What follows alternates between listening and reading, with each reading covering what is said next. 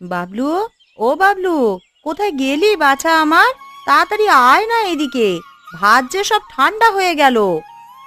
কি হলো মা? সবে একটু বেরুলাম, এর মধ্যেই ডাকাডাকি শুরু করেছো কেন তুমি? সকালে খাবি না কিছু বাবা? বেলা যে অনেক হলো। একটু আগেই তো নাস্তা করলাম, এর মধ্যে আবার ভাত খেতে হবে? খেয়ে নে বাবা, না খেলে বড় হবি কিভাবে? দেখ, তোর জন্য মাংসের কোপ্তা আর মাছের কালিয়া রান্না করেছি। আজও ওই মাছ মাংস রান্না করেছো? তুমি অন্য খাবার রান্না করতে পারো না মা? বলছি না, আমার এই একই খাবার পছন্দ না। শোনো, ছেলের কথা শোনো। গায়ে সবাই সারা বছর মাছ মাংস খায়, আর তুই কিনা এসব খাবার খেতে চাস না? বলি, কার মতন হয়েছিস রে তুই? আমার রোজ রোজ এক খাবার খেতে ভালো লাগে না মা। বেশ, বিকেলে তাহলে তোকে কবুতরের মাংস রান্না করে দেব, খেয়ে অনেক মজা পাবি।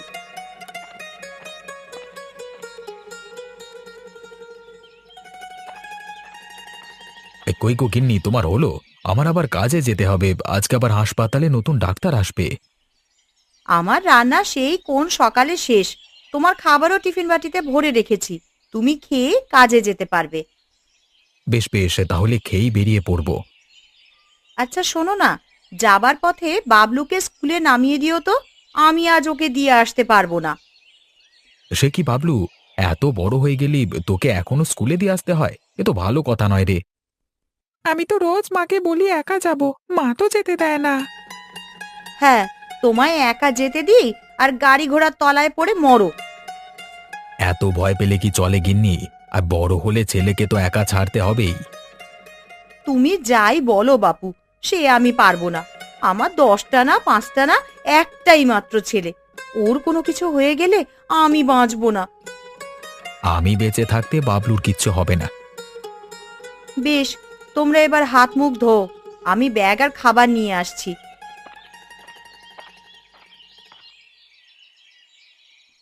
আসুন ডাক্তারবাবু, আসুন, এটাই আপনার বসবার কক্ষ। হাসপাতালের এই অবস্থা কেন? বারান্দায় কুকুর বিড়াল ঘুমিয়ে আছে, এখানে কি রোগী থাকে না নাকি? এই কুকুরগুলো বড্ড উৎপাত করছে, তাড়ালেও যেতে চায় না। অপরিষ্কার অপরিচ্ছন্ন থাকলে তো কুকুর আসবেই। শোনো প্রকাশ, আজকে থেকে প্রতিদিন হাসপাতাল এবং আশেপাশে পরিষ্কার পরিচ্ছন্ন রাখতে হবে। আমি কিছু টাকা দিচ্ছি, ওগুলো দিয়ে জীবাণুনাশক নিয়ে এসো। সে আপনাকে দিতে হবে না, উন্নয়নের টাকা ম্যানেজারের কাছ থেকে নিয়ে যাব। কি হে প্রকাশ, ডাক্তারবাবু এসেছেন? এসেছে বাবু। উনি কে? উনি রায়চৌধুরী মশাই, এই এলাকার খুব ধনী লোক। তেমন ধন সম্পদ আমার নেই মশাই, কয়েকশো কাঠা ফসলি জমি আর গুটি কয়েক পুকুর আছে। জমির দিক দিয়ে আপনি গরিব হতে পারেন মশাই, কিন্তু স্বাস্থ্যের দিক থেকে অনেক ধনী। থাকবার মতো এটাই আছে ডাক্তার। তা তুমি উঠেছো কোথায়? কোনো অসুবিধা হচ্ছে না তো? হাসপাতালের কোয়ার্টারে উঠেছি। তা আপনি কি কোনো দরকারে এসেছেন নাকি কথাবার্তা বলতে? পরিচিত হতে এসেছি, সাথে একটু ঔষধও নিয়ে গেলাম। এই সরকারি ঔষধগুলো খুব কাজের। শুধু শুধু তো আমি ঔষধ দেব না, আগে পরীক্ষা নিরীক্ষা করে দেখতে হবে কি রোগ হয়েছে আপনার। বেশ, তাই দেখো, আজকে কদিন ধরে বড্ড শ্বাসকষ্ট হয় আর মাথা ঘোরায় অনেক, চোখে ঝাপসাও দেখি। আপনার হাই প্রেশার, এখন নিয়ন্ত্রণ না করলে সামনে ভয়ানক বিপদ। সে কি কথা? এর জন্য কি করতে হবে ডাক্তার? খাওয়া দাওয়া তো ঠিক মতো করি, তারপরও অসুখ হলো কেন? কেবল দামি দামি খাবার খেলে সুস্থ থাকা যায় না, এর জন্য সুষম খাবার খাবার দরকার। ফল মূল সবুজ শাকসবজি এসব খেলে আপনি সুস্থ থাকবেন। বেশ বেশ, সে দেখা যাবে ক্ষণ। এখন ওষুধ দিন। আপাতত কোনো ওষুধ দেব না, যেগুলো আছে সেসব চালাতে থাকুন। হ্যাঁ, পারলে সকালবেলা একটু সবুজ শাক খাবেন। হ্যাঁ, তুমি বড্ড কিপটে ডাক্তার, আগের জনকে বললেই কারি কারি ওষুধ দিয়ে যেত।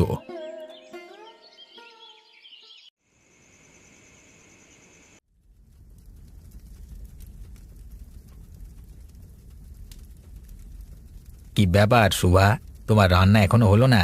আমি ভাবলাম তোমাকে নিয়ে আজকে ঘুরতে যাব। মরণ, তোমার শখ দেখে আর বাঁচি না। এটা পাড়া গাঁ, তোমার ওই আলো জ্বালা শহর নয়। বেশ বেশ, ঘুরতে না হয় নাই গেলে, আমাকে এক কাপ চা দাও তো। এখন আর চা খেতে হবে না, আমার রান্না শেষ, খেতে বসো। ওহো, তোমার বাজারগুলো খুলে দেখো, না হলে নষ্ট হয়ে যাবে। এত রাতে তুমি কি নিয়ে এসেছো যে নষ্ট হয়ে যাবে? মাছ এনেছি, মাংস পেয়েছিলাম কিন্তু তুমি অপছন্দ করো বলে আনিনি। রোজ রোজ এই মাছ মাংস আমার আর ভালো লাগে না। বলি, বাজারে কি শাকসবজি ছিল না? থাকলে কি আর আমি না আনতাম? সারা বাজার খুঁজে একটাও শাকের আঁটি পাইনি। সে কি কথা, এই গাঁয়ের মানুষ শাকসবজি খায় না? সেরকমই তো শুনলাম, এই গায়ে কেউ মাছ মাংস ছাড়া অন্য কিছু খায় না। কি বলো, তাহলে যে মহা সমস্যা। এত চর্বিযুক্ত খাবার খেলে যে সবাই অসুস্থ হয়ে যাবে। সে কি আর বাকি রেখেছে? সবারই সমস্যা, হয় উচ্চ রক্তচাপ, না হয় ডায়াবেটিস। কিন্তু স্বাস্থ্যের প্রতি কারোর খেয়াল নেই। তোমার সাথে কথা বলতে বলতে আমার রান্না হয়ে গেছে, নাও এবার বসে পড়ো। হ্যাঁ, গিন্নি খেতে দাও, খুব খিদে পেয়েছে গো। ডাক্তারবাবু, ও ডাক্তারবাবু ঘরে আছেন? কে, প্রকাশ নাকি? আগে ডাক্তারবাবু, আপনাকে এক্ষুনি একটু হাসপাতালে যেতে হবে। আমার ছেলেটা হঠাৎ খুব অসুস্থ হয়ে গেছে, দয়া করে একটু আসুন। চলো তো।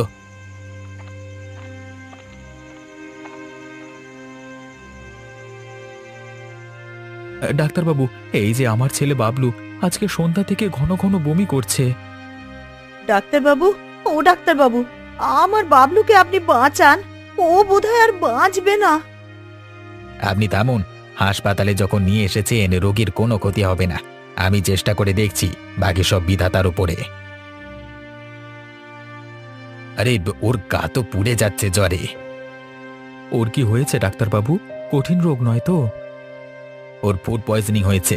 তাড়াতাড়ি গিয়ে আলমারি থেকে ঔষধ আর সিরিঞ্জ নিয়ে এসো। মা, ও মা, আমাকে ইঞ্জেকশন দেবে? ব্যথা পাবি না বাবা, ওই একটু পিঁপড়ের কামড়ের মতন লাগবে। না মা, আমি ইঞ্জেকশন নেব না। ঠিক আছে, ইঞ্জেকশন দেব না, তুমি চোখ বন্ধ করে ঘুমানোর চেষ্টা করো। হ্যাঁ, এবার চোখ খোলো তো খোকা। এবার কি ইঞ্জেকশন দেবে? ইঞ্জেকশন দেওয়া শেষ, কিছুক্ষণের মধ্যেই তুমি সুস্থ হয়ে যাবে। আমরা কি ওকে বাড়ি নিয়ে যেতে পারবো ডাক্তারবাবু?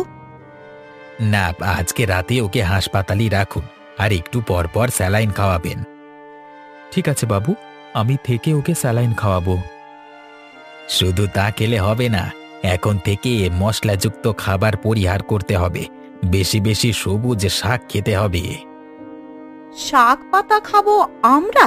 বলেন কি, আমাদের কি টাকা পয়সার অভাব আছে নাকি যে শাক খেতে হবে?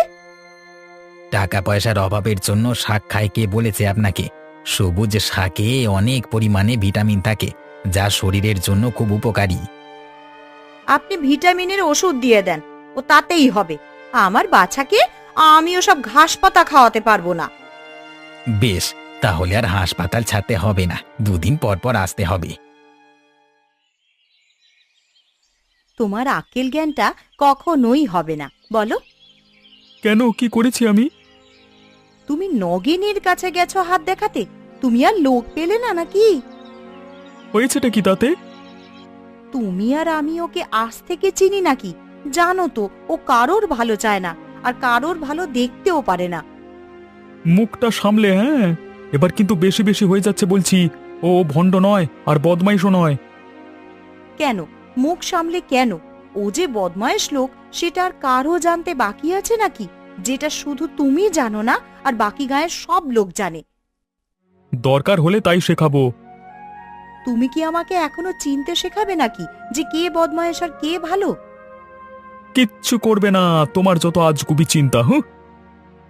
যেদিন ও তোমার বড় কিছু ক্ষতি করবে, সেই দিন তোমার শিক্ষে হবে। এবার চুপ করো তো। আরে, তোমাকে অত জ্ঞান প্রদান করতে বলিনি, যথেষ্ট হয়েছে। দেখেছিস প্রকাশ, খেতে কত আগাছা হয়েছে, সবগুলো উপড়ে ফেলতে হবে। হ্যাঁ দাদা, এই আগাছার জন্য ফসল ভালো হয় না। এগুলো গরুকে দিলে খুব মজা করে খাবে। গরুকেই তো দিতে হবে, তাছাড়া আর খাবে কে? এগুলো নাকি মানুষে খায়।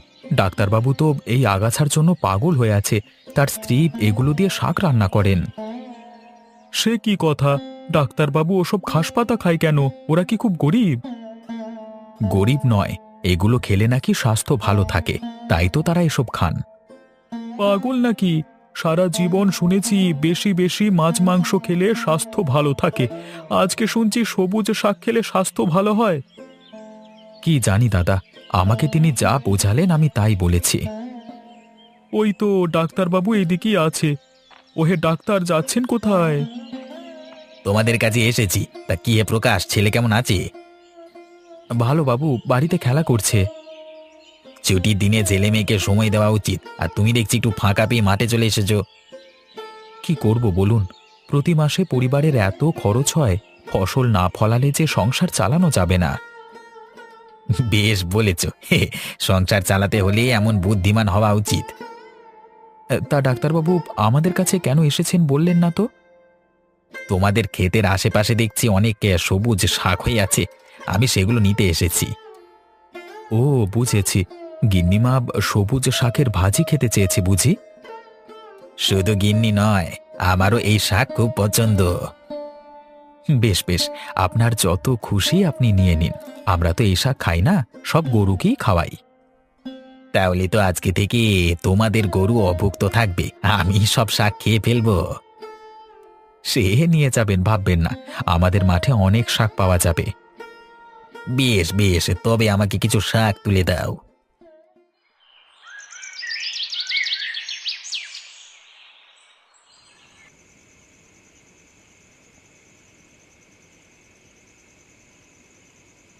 আরে আর একটু শাক নাও, পরে মাছ নিও। এই শাক হলে আর মাছ লাগবে না গিন্নি, এটা দিয়েই পেট ভরে খাওয়া যাবে। বেশ, তাই খেও, আমারই কষ্ট কম হবে। 3 বেলা কেবল শাক সিদ্ধ করব। তোমার হাতের শাক সিদ্ধরও স্বাদ আছে গিন্নি গো। আরে মাছ মাংস এর কাছে কিছুই না। তা তোমার রোগীদের কি খবর গো? ওরা কি অতিরিক্ত মাছ মাংস খাওয়া ত্যাগ করেছে? এই না হে, ওদের আমি বোঝাতে পারিনি। বললেই বলে ওরা খুব ধনী, শাক পাতা ওদের মুখে রোচে না। কটা দিন যাক, আস্তে আস্তে সবাই শাকের উপকারিতা বুঝবে। বুঝলি হয়। প্রকাশ, আরে ও প্রকাশ। আগে বাবু? রোগী আছে কোনো? আগে না, যারা আছে তাদের ভর্তি করে দিয়েছি। বেশ, তবে আমি বাসায় যাচ্ছি, খেয়ে আবার আসবো। হ্যাঁ, তুমি ততক্ষণ হাসপাতালে থেকো। ডাক্তারবাবু, ও ডাক্তারবাবু, বাঁচান আমার স্বামীকে, দয়া করে ওকে বাঁচান। সে কি বৌদি, কি হয়েছে বিমল দাদার? আজ বিকেল থেকে ও কোনো কথা বলছে না, হাত পা কেমন জানি অসাড় হয়ে গেছে। সে কি কথা, জিনে ধরল নাকি?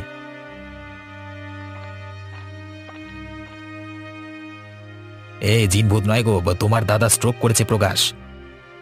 স্ট্রোক? বাবা গো, এত বড় অসুখ হলে কি ও বাঁচবে ডাক্তারবাবু? বাঁচা মরা বিধাতার হাতে, আমি চেষ্টা করতে পারি। আর আমি কিছু ওষুধ লিখে দিচ্ছি, সেটা নিয়ে আসো। ঠিক আছে বাবু, আমি এক্ষুনি যাচ্ছি।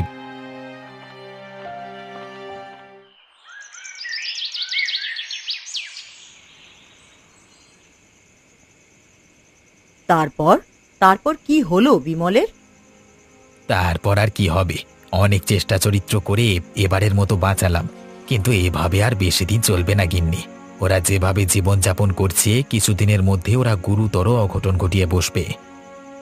তাহলে যে তোমারই বিপদ। তুমি এই গায়ে থাকতে কেউ যদি অসুস্থ হয়ে মারা যায়, তাহলে মানুষ বলবে তুমি ডাক্তারি জানো না।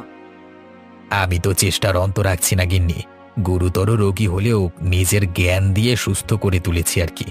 কিন্তু ওদের এই খাদ্যাভ্যাস কিছুতেই পরিবর্তন করতে পারছি না।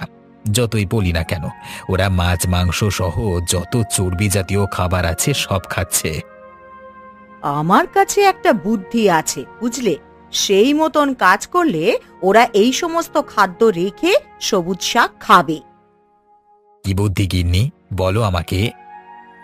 তুমি সবাইকে বলে একদিন একটা পিকনিকের আয়োজন করো, আর সেই পিকনিকে কেবল সবুজ শাকের বিভিন্ন পদ রাখবে। তাহলে সবাই সেই শাক খেয়ে এর স্বাদ আর গুণাগুণ বুঝতে পারবে।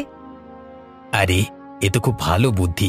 পিকনিকের কথা শুনলে সবাই দৌড়ে আসবে, আর তার মাধ্যমে সবাইকে শাকের সাথে পরিচিত করা যাবে। তবে কালই পিকনিকের কাজ শুরু করে দাও, আর রান্না বান্নার জন্য ভেবো না, আমিই সব করব। বেশ বেশ, আমি কালকেই প্রকাশকে বলে সব আয়োজন করছি। এই শোনো শোনো শোনো, একটি বিশেষ ঘোষণা শোনো। আসছে শুক্রবার আমাদের ডাক্তারবাবু সবাইকে নিয়ে পিকনিক করবেন। সবাই সকাল সকাল আমাদের খেলার মাঠে চলে আসবে। আরে ও প্রকাশ, পিকনিক কি বিনে টাকায় হবে নাকি টাকা দিয়ে খেতে হবে? আরে সব টাকা ডাক্তারবাবু দেবেন, তোমরা এসে শুধু খাবে। আচ্ছা আচ্ছা, ঠিক আছে ঠিক আছে, তাহলে আমরা সবাই ওই সঠিক সময়ে চলে যাব। মা, ও মা, ওই দিন কিন্তু নতুন জামা পরে যাব। হ্যাঁ রে জবা দিদি, আমিও নতুন কাপড় পরবো। ঠিক আছে বাবা, সেদিন তোদের নতুন জামা নামিয়ে দেব। এখন চল, বেলা থাকতে থাকতেই গোসল করতে হবে, না হলে আবার জ্বর এসে যাবে।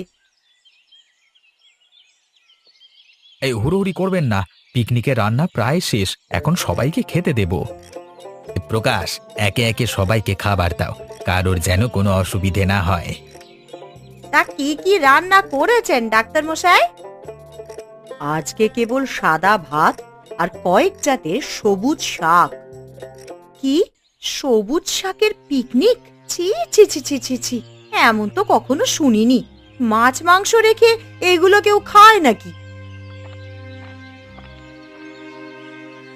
ছি ছি করবে না বৌমা, এই শাকে যে গুণ তা বলবার মতো নয়। আমি এর সুফল হাতে নাতে পেয়েছি। এ কি রায়বাবু, আপনি এই কদিনে এত সুস্থ এবং শুকনো হলেন কিভাবে? আগে রায়বাবু তো শরীর নিয়ে নড়তেই পারতেন না, এখন দেখছি তিনি দৌড়াদৌড়িও করতে পারবেন। হ্যাঁ রে, তোরা সবাই ঠিকই বলেছিস। আমি এখন খুবই সুস্থ জীবন যাপন করছি, আর এসব হয়েছে সবুজ শাকের গুণে।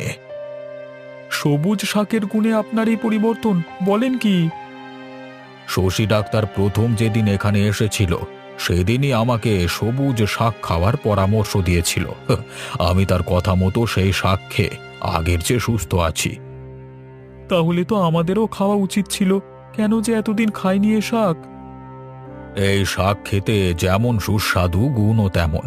একবার মুখে দিয়ে দেখো সবাই, খেলে এর স্বাদ আর ভুলতে পারবে না।